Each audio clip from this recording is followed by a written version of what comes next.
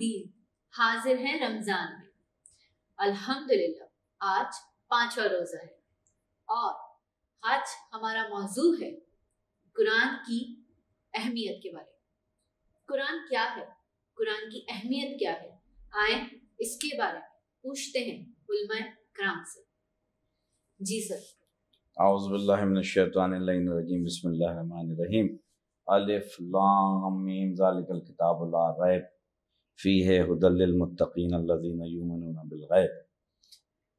آپ نے جو موضوع کا انتخاب کیا ہے قرآن مجید کی فضیلت، یقیناً پہلی بات تو یہ سمجھ لیجئے کہ یہ اس سیارے پہ اور اس کائنات پہ واحد کتاب ہے کہ جس میں کوئی عیب نہیں ہے، اس لیے کہ اللہ نے کہہ دیا کہ اس میں کوئی عیب ہی نہیں ہے۔ اور 6666 آیتیں، 114 سوریں، اس قرآن کے لیے اللہ نے کہا ہم نے قرآن کو نازل کیا اور ہم ہی اس کے ذمہ دار ہیں۔ تو دوسری چیز یہ کہ پھر اللہ کہتا ہے کہ اگر قرآن کو میں پہاڑوں پہ نازل کرتا تو یہ ریزہ ریزہ ہو جاتے۔ تو قرآن کی عظمت یہ ہے کہ اگر پہاڑوں پہ نازل ہو تو وہ ریزہ ریزہ ہو جائیں، تو وہ قلب کتنا پاکیزہ ہوگا جس قلب پہ حضرت جبرائیل اس قرآن مجید کو لے کے آتے۔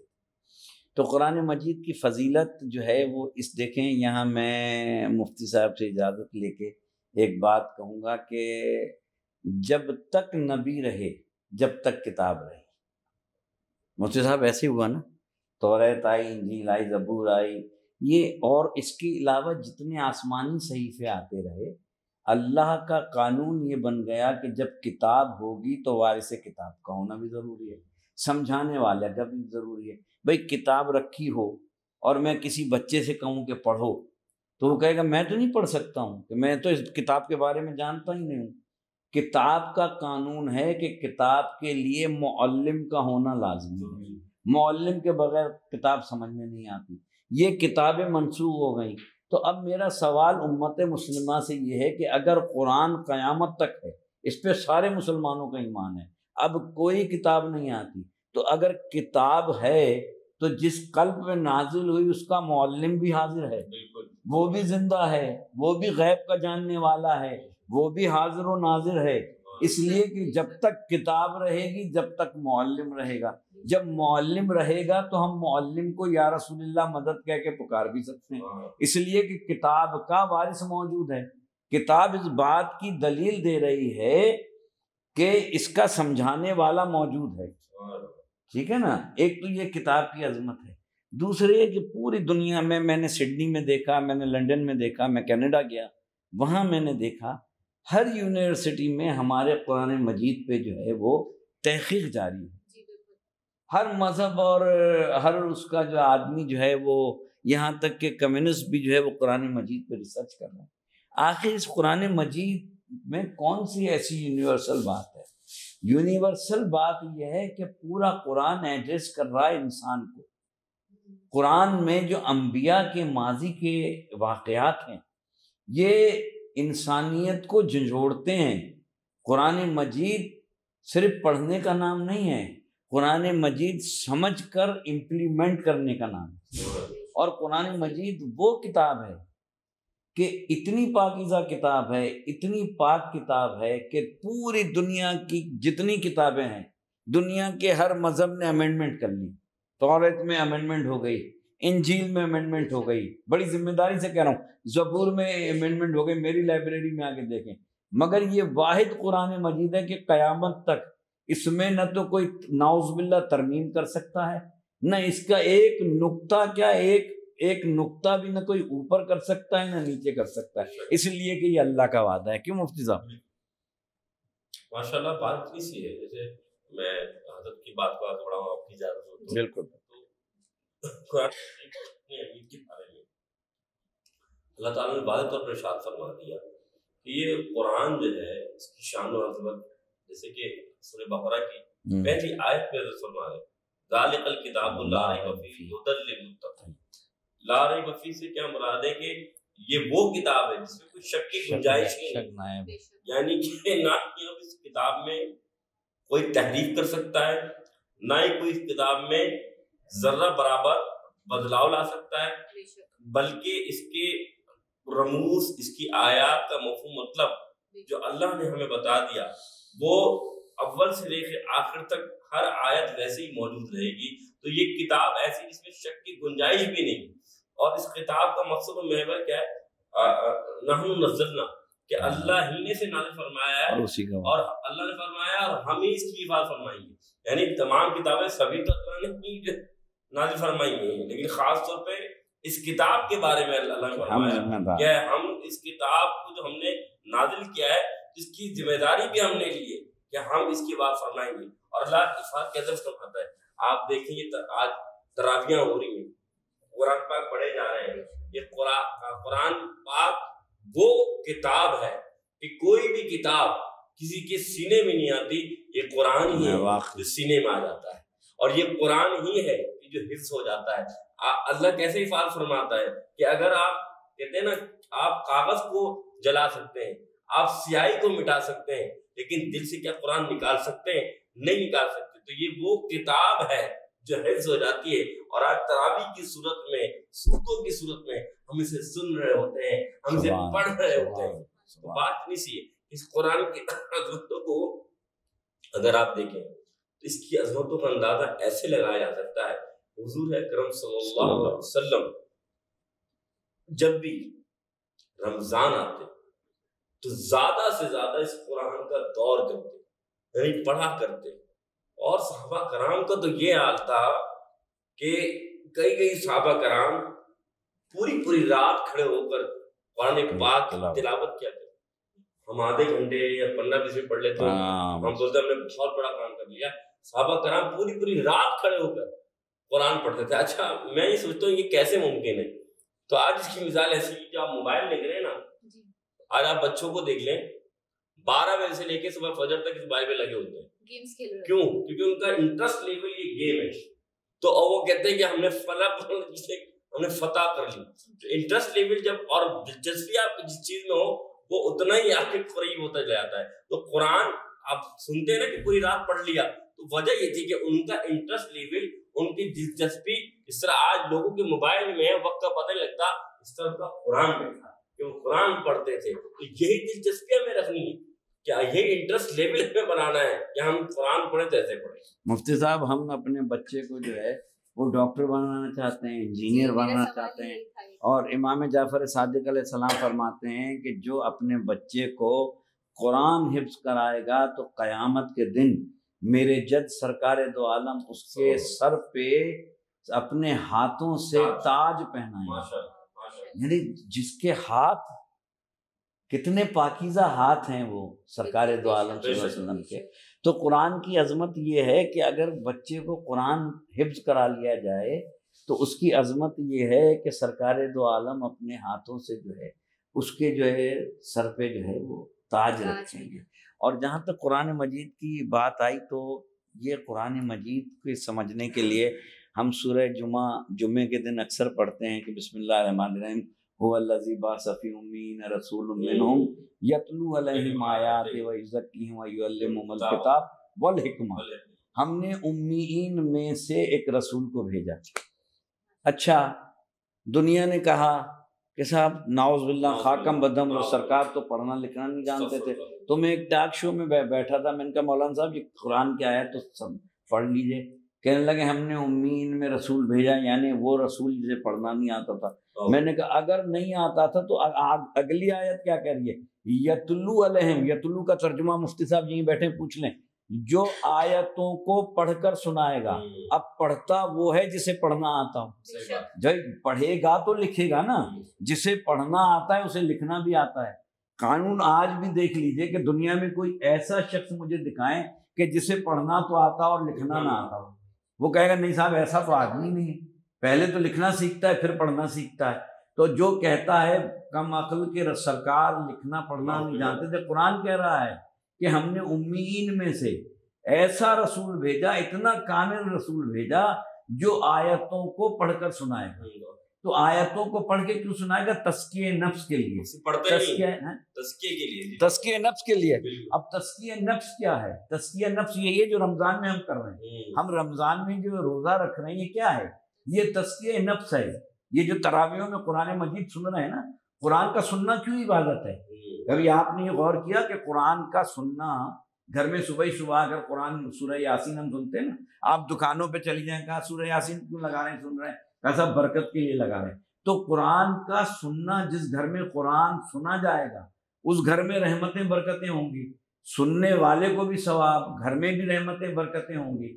تو ہم یہ جو سنتے ہیں، ہر مکتب اپنے اپنے انداز سے، کوئی تراویحوں میں قرآن سنتا ہے، کوئی درس قرآن کی محفلیں سجا کے قرآن سنتا ہے، کوئی تفسیر قرآن۔ مقصد اور محور جب مرکز پہ آئیں گے نا، کوئی کہیں سے گھوم کے آ رہا ہے، کوئی کہیں سے گھوم کے آ رہا ہے، مرکز کیا ہے؟ ایک ہی ہے، اللہ کی وہ بے عیب کتاب جس کے بغیر انسان کی زندگی یہاں بھی نامکمل ہے اور اخروی زندگی بھی نامکمل ہے۔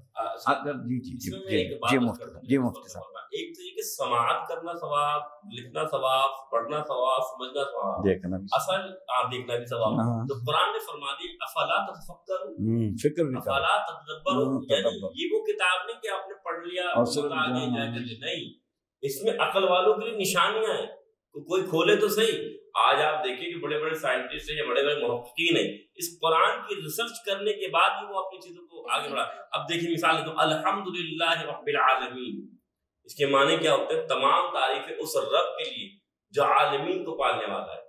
1400 سال پہلے نہ سی کوئی دوربین تھی، نہ کوئی سائنٹیفک آلہ تھا جس سے یہ معلوم ہو سکے کہ ایک عالم کے علاوہ کوئی اور بھی عالم ہے۔ واہ واہ واہ واہ، ایک عالم کے علاوہ کوئی اور بھی عالم ہے جسے پالا جائے۔ رب عربی میں معنی ہوتے پالنے کی۔ تو اللہ تعالیٰ صرف ایک عالم نہیں پال رہا، تمام عالمین کو پال رہا۔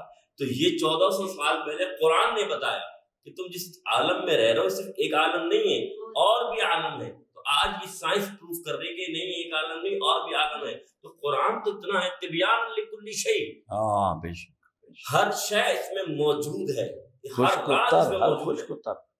تو آپ نے کیا کرنا ہے؟ اس کو کھول کے دیکھنا ہے۔ تو قرآن اس لیے نہیں آیا۔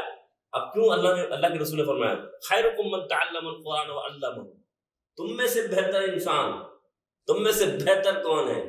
جو تعلیم قرآن دے اور قرآن تعلیم کو سیکھے، یعنی سیکھے بھی اور سکھائے بھی۔ یہ نہیں فرمایا کہ پڑھنا ہے، پڑھنے والے کا ثواب اپنی جگہ، لیکن سیکھنا ہے، سمجھنا ہے اور سمجھ کر بیان کرنا ہے۔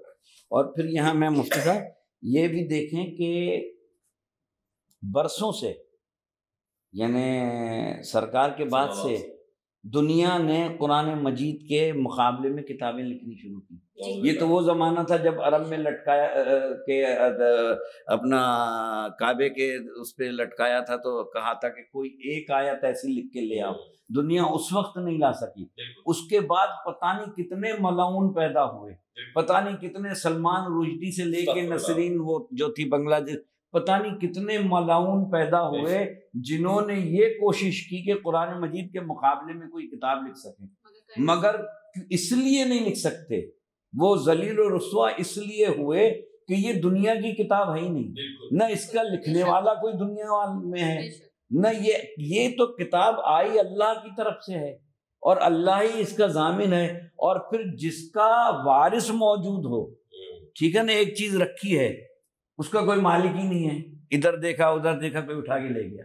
مگر قرآن کا میں نے جیسے عرض کیا کہ معلم موجود ہے، دنیا میں موجود ہے، تو جس کا وارث موجود ہو، قیامت تک اس کتاب میں نہ کوئی اس کے بارے میں لکھ سکتا ہے، نہ اس کی کوئی گستاخی کر سکتا ہے، اور نہ اس میں کوئی ترمیم کر سکتا ہے۔ جو کرتا ہے دنیا میں بھی رسوا ہوتا ہے، آخرت میں بھی رسوا۔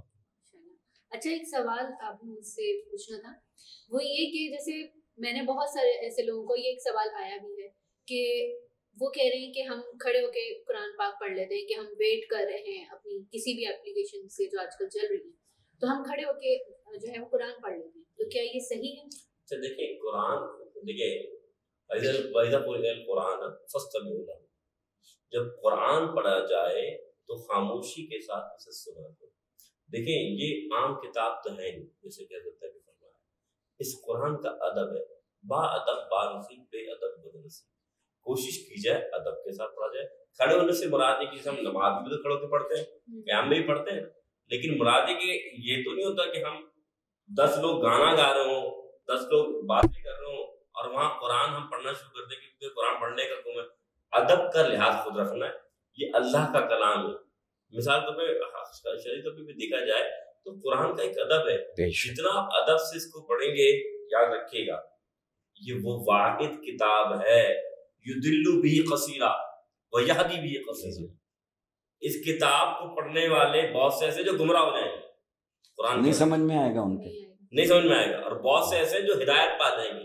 یعنی اس کتاب کے اندر وہ اٹریکٹیو چیزیں ہیں، یا تو جس نیت سے لے کر آپ پڑھیں گے نا آپ ویسے ہی آپ کو اس کا جواب ملے گا. یعنی مثال کے طور پہ کیا صحابہ کرام، یعنی کہ اگر اونٹ جو ہے اونٹ کی نکیل اگر پتہ نہ لگے تو صحابہ کرام قرآن پڑھ کر جان لیتے تھے کہ اونٹ کی نکیل کا.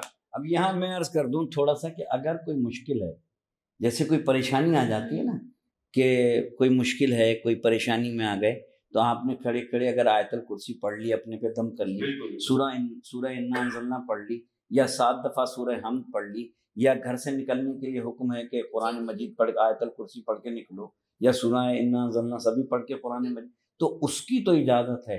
مگر یہ کوئی عام کوئی ڈائجسٹ یا ناول نہیں ہے کہ آپ کا جب دل چاہے. ایک تو شرط یہ ہے کہ باوضو ہو آدمی، دوسرے یہ کہ ادب سے قرآن پڑھے. باقی رہ گیا جیسے مفتی صاحب نے بالکل صحیح فرمایا، اگر کہیں مشکل میں گر جائیں، کسی پریشانی میں گر جائیں، کوئی ایسی مصیبت آن پڑے، تو بہترین حل یہ ہے کہ قرآن مجید کا ورد کرے. اس لیے کہ اپنے بچاؤ کے لیے قرآن مجید پڑھنا اس کی اجازت ہے. باقی خام خواہیں کھڑے ہیں اور قرآن مجید کی تلاوت شروع، اس کی اجازت ہے. یعنی بے ادبی نہ ہو، بے ادبی نہ ہو. جیسے ہم آن لائن سب چیزیں پڑھ لیتے ہیں، اسی طرح سے وہ قرآن پاک بھی اس طرح سے آن لائن پڑھ سکتے ہیں. مثال طور پہ اب یہ موبائل ہے، اس میں طریقہ یہ ہے کہ اگر آپ قرآن پاک کا ترجمہ پڑھنے کے باواد بلند تلاوت اس کی شروع نہ کرتے. پڑھنے سے مراد کہ آپ قرآن کو اگر کوئی آپ کو شور شرابہ نہیں ہو رہا، کوئی آپ ایسا ماحول نہیں دیکھ رہے کہ اس میں کوئی زیادتی ہو رہی ہے یا قرآن کی بے ادبی ہو رہی ہے، کوئی مذائقہ نہیں. لیکن قرآن کا حکم یہ ہے کہ جب قرآن کو ہاتھ میں لو تو باوضو ہو. اسی طرح یہ شرعی مسئلہ بیان کر دوں کہ اگر کسی نے قرآن کی اپلیکیشن کھولی ہوئی ہے، وہ موبائل پر ہے اور وہ قرآن پر، یعنی اس وقت وہ موبائل نہیں، وہ قرآن کی اسکرین ہے اور وہ اپنی شہادت انگلی رکھ کے اس کو پڑھ رہا ہے، تو وہ اس کے لیے تب جائز ہوگا پڑھنا جب باوضو ہو. اگر اس کا وضو نہیں ہے تو وہ اس انگلی کو اسکرین پہ رکھ کے نہیں پڑھ سکتا. یاد رکھیے گا، کیونکہ قرآن کی وہ چاہے کاغذ کی صورت میں ہو چاہے اس ایپلیکیشن کی اسکرین کی صورت میں ہو، قرآن آپ کے سامنے موجود ہے. ہاں اگر ایسا نہیں ہے کہ وہ ہاتھ نہیں لگا رہا اور قرآن پاک کی کہہ رہا اس نے پڑھ لی تو پڑھنے میں کوئی مذائقہ نہیں. کچھ کنڈیشنز بھی ہیں کہ باوضو، ویسے بھی تو اللہ نے کہا کہ بغیر وضو کے اس کو کوئی چھو نہیں سکتا، اور کچھ شرعی اصطلاح بھی ہیں کیونکہ وقت نہیں ہے. کچھ خواتین کے لیے بھی پابندیاں ہیں، کچھ مردوں کے لیے بھی پابندیاں ہیں کہ کن کن عالم میں قرآن کو چھو سکتے ہیں اور کن کن عالم میں قرآن کو نہیں پڑھ سکتے اور پڑھ سکتے ہیں. وہ ایک فقہی مسئلہ ہے. تو یہ ہے کہ اگر قرآن اگر ہم نے موبائل میں بھی یوز کر رہے ہیں اور اس پہ میسج یا ایسی کوئی چیز آ گئی ہے تو ہم اس کو سائڈ پہ کر کے موبائل میں میسج یا کچھ اور ایکٹیویٹی میں نہ رکھیں. بہت اچھی بات. آپ دونوں کا بہت بہت شکریہ. یہ سلسلہ اسی طرح جاری رہے گا 30 رمضان تک. اور اب ہم چلتے ہیں اپنے دوسرے پروگرام کی طرف.